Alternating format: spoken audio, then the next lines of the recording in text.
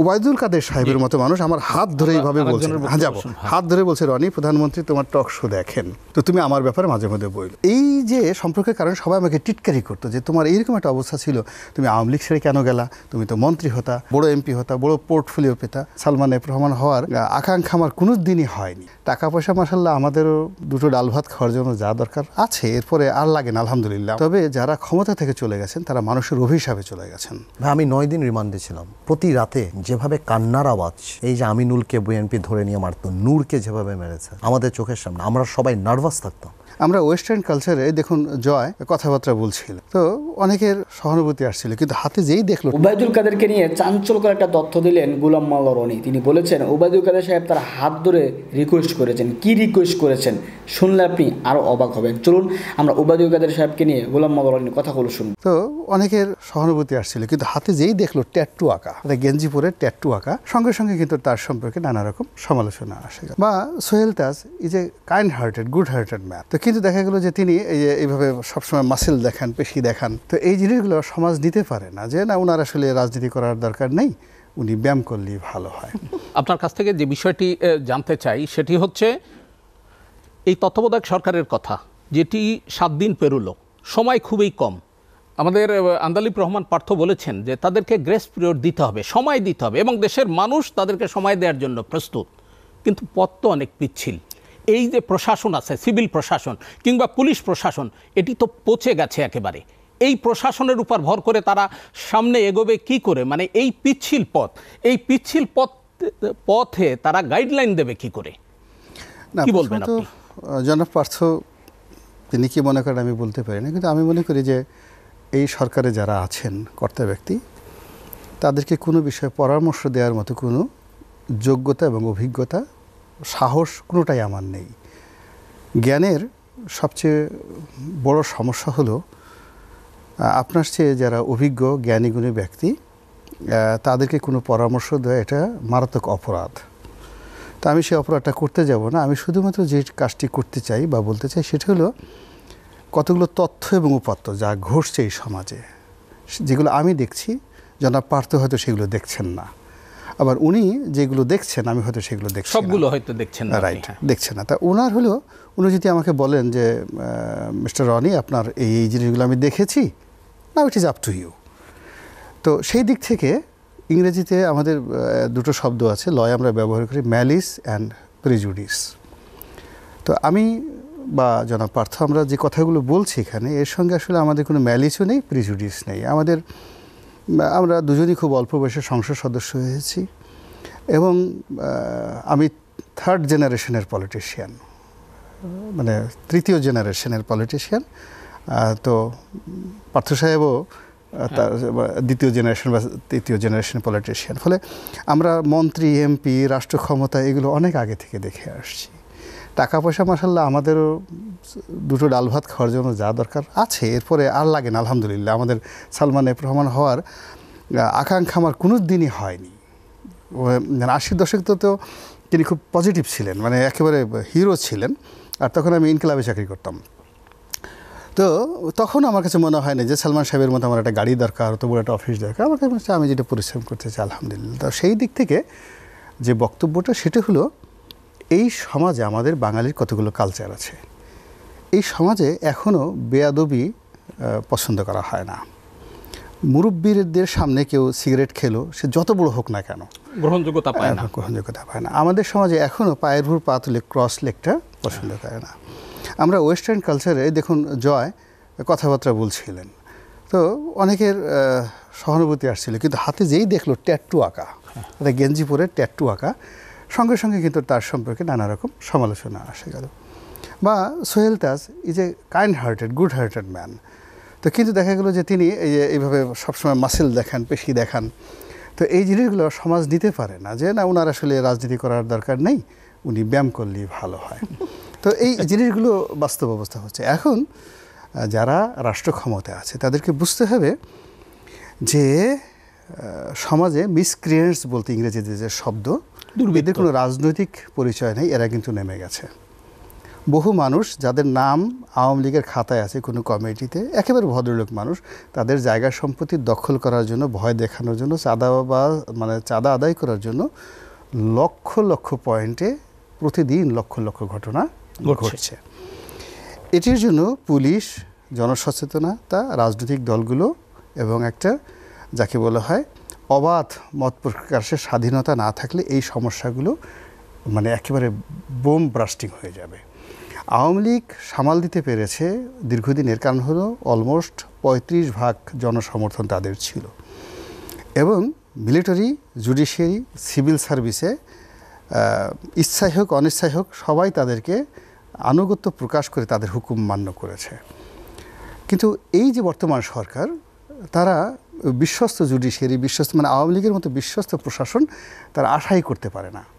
আর তাদের আওয়ামী লীগের মতো কর্মী বাহিনী নেই, ছাত্রলীগ নেই, যুবলীগ নেই। তারপরে আওয়ামী লীগ যেভাবে খুব টার্গেট করে করে যেভাবে দমন পীড়ন করার জন্য ট্রেন আপ হয়েছিল, তারা বুঝেছিল যে না, পার্থকে যদি মেন্টালি, ফিজিক্যালি, ফাইন্যান্সিয়ালি দুর্বল করতে হয় তাহলে তার কোন দুর্বল জায়গায় হাত দিতে হবে, তার কাছে সেই তথ্য ডাটা ছিল। তো সেই কাজগুলো তারা করেছে, নেতৃত্ব শূন্য করার চেষ্টা করেছে, এবং সবার শেষে যখন মনে করেছে তাকে পিক আপ করবে, তখন তাকে কিন্তু পিক আপ করে জেলখানাতে নিয়ে গেছে। সেম ফর মি, আমার ক্ষেত্র মির্জা ফখরুলকে কখন ধরতে হবে, কখন ছাড়তে হবে, কখন আদর করতে হবে, ও সব তার জানা ছিল। তো একটা নেতৃত্বের যে জায়গাটা, সেই জায়গাটা আওয়ামী লীগ ধ্বংস করে দিয়েছে, এবং এই নেতৃত্ব ধ্বংস করার জন্য তাদের সমস্ত যোগ্যতা ছিল, যেটি এই এখন যারা আছে তাদের সেই মেশিনারিও নেই। তারা ইচ্ছা করলে প্রতিটি ইউনিয়নে বিএনপির কয়জন নেতা আছে, আওয়ামী লীগের কয়জন নেতা আছে, কারা ক্রিমিনাল অ্যাক্টিভিটিস পরিচালনা করছে, এই জিনিস জানতে তাদের আরও 20-50 বছর গবেষণা করতে হবে। কিন্তু তাদের পেছনে তো বড় শক্তি হচ্ছে দেশের জনগণ আছে। না, এটা একটা প্রথমত তাদের পিছনে কোনো কিছুই নেই। যেটা জনাব পার্থ যেটা বললেন যে it's a blessing of Almighty. এখন যারা আসছেন তাদের প্রতি আল্লাহর কতটা দয়া করুণা, এটা আল্লাহ রাব্বুল আলামিন জানেন, আমি বলতে পারবো না। তবে যারা ক্ষমতা থেকে চলে গেছেন তারা মানুষের অভিশাপে চলে গেছেন, দুর্বিষহ অভিশাপ, বোবা কান্না, যেটাকে আপনাকে আমরা বলি যে দুটো শব্দ আছে, একটা হলো মজলুম, ক্ষমতাধর লোকজনের অত্যাচারে যখন মানুষ অসহায় হয়ে পড়ে এবং আল্লাহ ছাড়া কোনো উপায় থাকে না, ফিজিক্যালি আপনি টর্চার করলেন, এটিকে বলা হয় মজলুম। যেমন জনাব পার্থ সাহেব মজলুম হয়ে পড়েছিলেন, তার আসলে কিছু করার ছিল না। আমি একটু বলি ভাই, আপনার কথা মাঝখানে এই যে মজলুমের কথাটা, ভাই আমি 9 দিন রিমান্ডে ছিলাম। প্রতি রাতে যেভাবে কান্নার আওয়াজ, এই যে আমিনুলকে বিএনপি ধরে নিয়ে মারত, নূরকে যেভাবে মেরেছে আমাদের চোখের সামনে, আমরা সবাই নার্ভাস থাকতাম। শিমুল বিশ্বাস বয়স 65, ওনার গায়ে হাত দেয়নি, কিন্তু এই যে অপমান, বাচ্চা বাচ্চা ছেলেরা ডেকে নিয়ে চোখ বেঁধে, হাতে হ্যান্ডকাফ নিয়ে, আমরা সারা রাত ঘুমাতাম না যে কার নাম কখন ডাকে, এবং সারা রাত আমরা ঘুমাতাম না, কেউ হয়তো মগের মধ্যে হাত দিয়ে রাখছে, কেউ হয়তো চিল্লাচ্ছে, কেউ হয়তো কাঁদছে। সে একটা বিভীষণ, এই যে বললো যে মুসলুম, আমি 9 দিন এটা আই উইটনেসড ইট। ভাই প্লিজ ক্যারি। এখন এই মজলুম যাকে ফিজিক্যালি টর্চার করা হয় বা সে কোনো ফিজিক্যাল টর্চার দেখে, এটাকে বলা হয় মজলুম। আর একটা শব্দ আছে মাহরুম, কাউকে অপমান করা হয়, সম্মানিত লোককে অপমান করা হয়। এখন ধরুন তাকে মারেনি, কিন্তু তাকে এভাবে ইনসাল্ট করা হয়েছে, এমন সব প্রশ্ন করা হয়েছে, সে আল্লাহর কাছে কেঁদে দিয়েছে। হি ওয়াজ ক্রাইং টু অলমাইটি আল্লাহ, এটাকে বলে মাহরুম। আর হয়েছিল না ভাই, হ্যাঁ, এটাকে বলা হয় মাহরুম। তা আওয়ামী লীগ দীর্ঘদিন ধরে মাহরুম করে দিয়েছিল, অনেক মানুষকে মজলুম করে দিয়েছিল। আমি যা সেটা ছোট উদাহরণ দিই। 1962 সন থেকে আমার একটা বাড়ি, ছোট বাড়ি, গ্রামের বাড়ি, এটা অর্থনৈতিক বিষয়ে আমার কাছে কোনো গুরুত্বপূর্ণ নয়, কিন্তু আমার মার স্মৃতি, আমার বাবার স্মৃতি, আমার ভাইদের স্মৃতি, ওই বাড়িতে, সেই বাড়িটা যখন বুলডোজার দিয়ে ভেঙে অন্ততপক্ষে 50,000 লোকের সামনে ভেঙে মাটির সঙ্গে মিশিয়ে দেওয়া হলো, 3 মাস যাবৎ আমরা কেউ ঘুমাতে পারিনি। আমি, আমার স্ত্রী, আমার বাসর হয়েছে ওখানে, বিয়ে হয়েছে এখানে, আমার ভাইদের জন্ম হয়েছে এখানে। এই যে আমার যে কান্না, সেই কান্নার প্রেক্ষিতে আমি যখন আওয়ামী লীগের কোনো নেতার বাড়ি দেখছি যে জ্বালিয়ে দেওয়া হচ্ছে, পুড়িয়ে দেওয়া হচ্ছে, তখন আমার সামনে, আমি এত বড় মহামানব হইনি, আমার সামনে শুধু ওই আমার বাড়ি ভাঙার দৃশ্যটা সামনে চলে আসছে। তো এইরকম অনেক অপরাধের কারণে এই যে অভ্যুত্থানটি, এটা হওয়ার কথা ছিল না। এর কারণ হলো এই অভ্যুত্থানটির জন্য তাদের দাবি ছিল ভেরি সিম্পল, আমরা কোটার পরিবর্তন চাই, সাম্যতা চাই, এটি বাড়তি ছিল।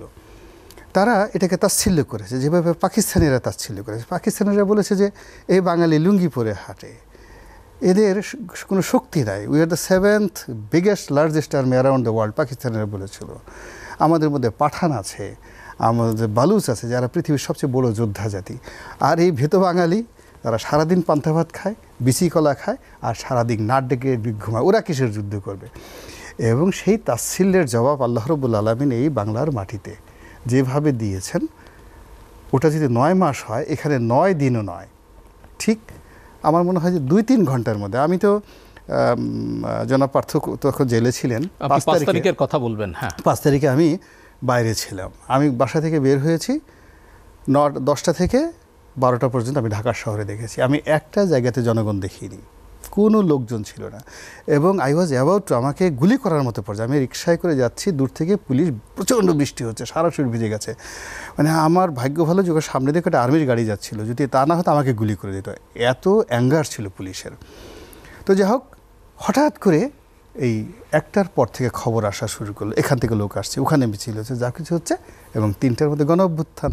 তাহলে আপনি চিন্তা করুন যে আমার দৃষ্টিতে 2 ঘন্টার মধ্যে, অনলি 2 ঘন্টার মধ্যে গণ অভ্যুত্থান হয়েছে। এরপরে দেখুন গণভবনে যে দৃশ্য আমরা দেখেছি, তারা দুপুরে খাবেন, এই জন্য শাহী খাবার প্রস্তুত হয়েছে, সেই বুফে খাবার, সেই বিভিন্ন সে রাজস্বিক যারা বাবুর্চি তারা রান্না করেছে, কত পদের খাবার, মুরগির রান, পোলাও, কুরমা, রোস্ট, কত কিছু রান্না হয়েছে, এবং সবাই মিলেমিশে খাবেন। তারা সেগুলো মুখে দিতে পারেননি, তারা সেখান থেকে সব পালিয়ে গেছেন, এবং সব কিছু গরম টাটকা, মনে হয় এইমাত্র চুলা থেকে নামিয়ে টেবিলে রেখেছে। আর ওই খাবারগুলো অভ্যুত্থানকারী ওরা কোনোদিন ভাবে নাই যে ওদের জন্য গণ অভ্যুত্থানের এই যারা আছে তাদের জন্য রান্না করা জিনিস, একদম গরম গরম সেই খাবারগুলো তারা খেয়েছে।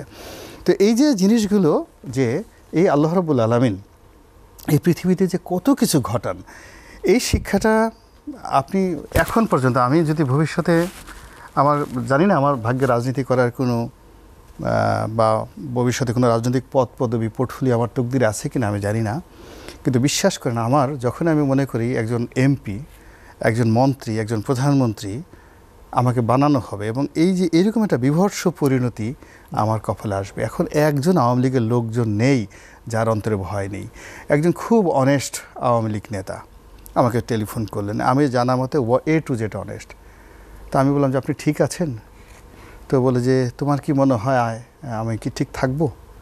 তাই আমি বললাম যে আপনি তো অনেস্ট মানুষ, আপনার তো ঠিক থাকা উচিত। বলেন আমি ঠিক আছি বলে সে ফোন রাখছে। রাখার পরে একটু পরে আবার ফোন করছে, ফোন করে বলে যে আমি আসলে তখন আসল কথাটা বলতে পারিনি, তোমার ভাবি আমাকে বলছে তোমার সাথে ফোনে কথা বলার জন্য, I might have some problem, তাহলে আমি যেন তোমার সাহায্য চাই, এই জন্য তোমার ভাবি বলছে। তো তুমি আমাকে এমনভাবে সম্মান করছিলে, আমার যে সমস্যা, আমি যে ভয় পাচ্ছি, এই কথাটা আমি বলতে পারিনি।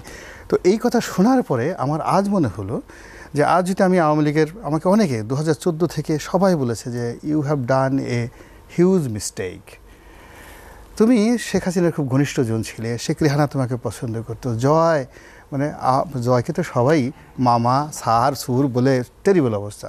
খুব অল্প লোক আওয়ামী লীগের মধ্যে জয়কে তুমি তুমি করে বলতো, এবং জয় অ্যাকসেপ্ট করতো সেই জিনিস, তার মধ্যে আমি একজন। তো আমার এইরকম একটা সময় ববি এরা মানে মনে করতে যায় আমি তাদের বড় ভাইয়ের মতো, এবং আমার ভক্তরা, আজ পার্থ যেভাবে আমার ভক্ত, ঠিক ওরকম ববি, জয়েরও আমার ভক্ত। না, আমি তো বেশি ভক্ত। আচ্ছা, ওই টোটাল পরিবারটা, শেখ হাসিনা মানে ওনাকে জাহাঙ্গীর কবির নানক তাদেরকে বলতেন যে রনি আজকে যে লেখা লিখেছে, যাও পত্রিকা পড়ে আসো, তারপরে আমার সাথে কথা বলো, আজকে যে রনির লেখা পড়েছো, এই বড় লোক তারা আবার দৌড়ে আমার কাছে চলে আসতে, তারা জাহাঙ্গীর কবির নানক পড়ার অভ্যাস নাই। মান্নান সাহেব, কালা মান্নান, খুব মানে ডেয়ারিং লোক ছিলেন, কালা মান্নান, বগুড়ার কালা মান্নান, খুব বড় নেতা। এবং সেই এরা এত অহংকারী, এরা মানে অন্য এমপিদের সালামও নিতেন না, এত বড় অহংকারী। বাহাউদ্দিন নাসিম সাহেবের মতো। তো কালাম মান্নানকে একদিন প্রধান, এদিকে আসো, আজকে যে রনি লিখছে বাংলাদেশ প্রতিনিধি পড়ছো, তো ডরের চোটে বলছে যে আচ্ছা আমার একটা কথা বলো, তোমার ভাই এত পছন্দ করে আমারে পছন্দ করলো না কেন? আজ এনিওয়ে, এটা আমি এটা আবার আমাদেরকে এখন যেটা আছে আমি এটা পরবর্তী পর্বে বলো, এরপরও আপনি ছাড়লেন কেন দল? আচ্ছা এনিওয়ে আমি বলতেছি। তো ওইভাবে কালাম মান্নান সাহেবকে যে প্রধানমন্ত্রী যাইতে চাই, আজকে রনি লেখাটা পড়ছো, তো বলতেছে যে জি আপা পড়ছি। তো বলে আসো আমার এখানে আসো, বলে প্রধানমন্ত্রী দৌড়ে এসে আমার কাছে আসছে, বলে আমি তো ডরের চোটে বলছি তোমার লেখা পড়ছি, কিন্তু আমি তো আসলে পড়ি নাই, কী লিখছো? আমি বললাম যে শেখ কামালের ব্যাংক ডাকাতি নিয়ে ইতিহাসটা লিখছি এই কাহিনী। ও মাই গড! এখন তারপরে সে জেনে প্রধানমন্ত্রীর কাছে গেল। তো এরকম ওবায়দুল কাদের সাহেবের মতো মানুষ আমার হাত ধরে এইভাবে বলছে, হ্যাঁ যাবো, হাত ধরে বলছে রনি প্রধানমন্ত্রী তোমার টক শো দেখেন, তো তুমি আমার ব্যাপারে মাঝে মধ্যে বইলো। তো এখন এই যে সম্পর্কের কারণে সবাই আমাকে টিটকারি করতো যে তোমার এইরকম একটা অবস্থা ছিল, তুমি আওয়ামী লীগ ছেড়ে কেন গেলা, তুমি তো মন্ত্রী হতা, প্রধানমন্ত্রী হতা, মানে মন্ত্রী হতা, বড় এমপি হতা, বড় পোর্টফোলিও পেতা। তা আমার আসলে 2014 সাল থেকে কখনোই মনে হয়নি, ইভেন পার্থর সঙ্গে। দর্শক, রনিবের কথাগুলো শুনেছেন, কথাগুলো শুনে বুঝতে পেরেছেন রনি অনেক আওয়ামী লীগের উপর লেভেলের নেতা হতে পারতো হয়তো বা, কারণ সে আওয়ামী লীগের এই দুঃশাসন বা আওয়ামী লীগের অনেক অপকর্ম তিনি মেনে নিতে পারেন নাই, এই জন্য আওয়ামী লীগ থেকে ত্যাগ করেছেন। তো এখন তিনি বুঝতেছেন যে আওয়ামী লীগ ত্যাগ করা তার কতটা জরুরি ছিল, কতটা ভালো ছিল এবং আল্লাহর কতটা রহমত তার উপর ছিল।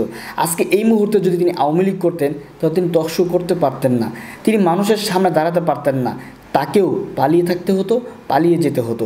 কিন্তু আল্লাহ রাব্বুল আলামিন তাকে এই অসম্মান থেকে রক্ষা করেছেন, এই জন্য তিনি শুকরিয়া আদায় করেছেন। যে দর্শক, রনি ভাইয়ের আলোচনা সবসময় আমাদের ভালো লাগে, এই সময় আপনাদেরকে অনেক সময় শেয়ার করি, আপনাদের কেমন লাগে অবশ্যই মন্তব্য করুন।